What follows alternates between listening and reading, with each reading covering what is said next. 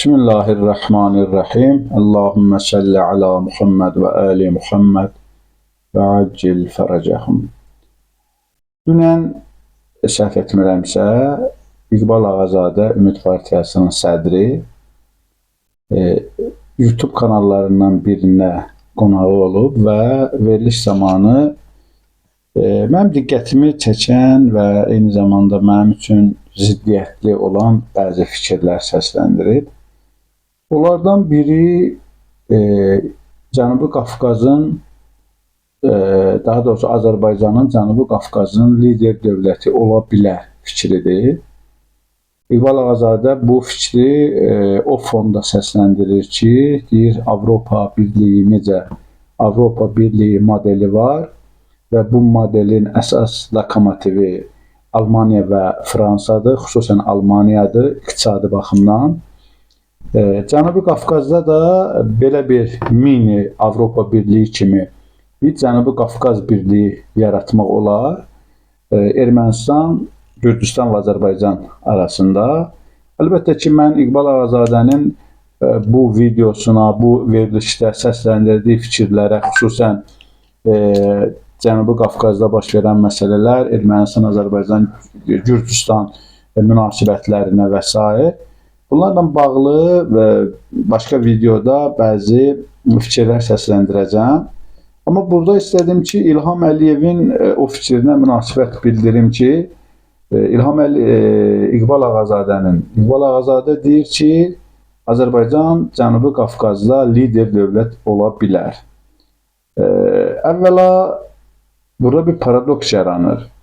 Axı biz bu günə qədər İlham Əliyev tərəfindən eşidirdik ki, Azərbaycan Cənubi Qafqazın lider dövlətidir və dünyada isə inkişaf etmiş ölkələrin sırasındadır.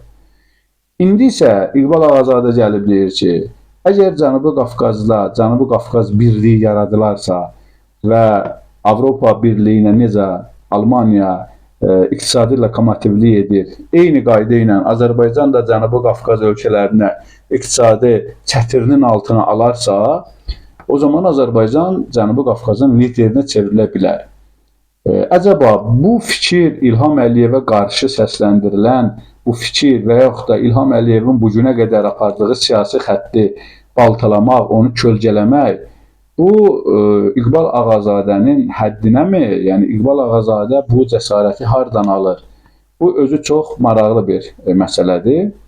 İkinci tərəfdən Cənubi Qafqazla bağlı mən fikir səsləndirim, deyim ki, 2020-ci ildə bu məlum 44 günlük savaş ərəfəsində mənim o savaşı təhlil etdiyim zaman səsləndirdiyim bir fikir var idi. O da bundan ibarət idi ki, Azərbaycan zaten qeyri-rəsmi, yəni qeyri-rəsmi yollarla daha doğrusu, Azərbaycanın neft və digər təbii sərvətlərindən əldə etdiyi gəlirlərdən müəyyən qədər Ermənistana ötürür və Ermənistana maddi dəstək göstərir.